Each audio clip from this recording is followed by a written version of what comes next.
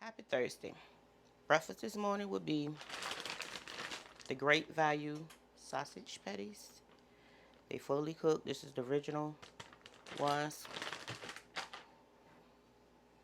Some Grand biscuits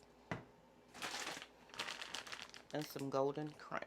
I'm going to place these in a preheated oven on 425 for 18 minutes.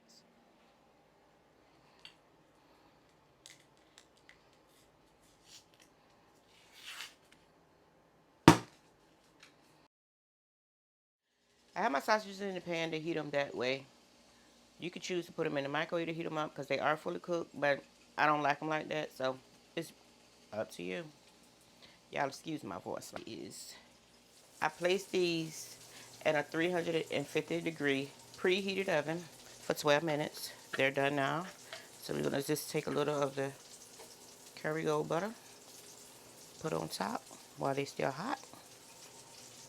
Now you ain't gotta do all this, but it makes a difference. To me it does. Okay, my crowns are done as well.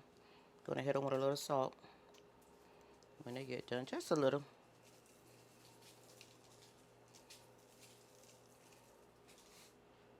Okay, gonna plate it up.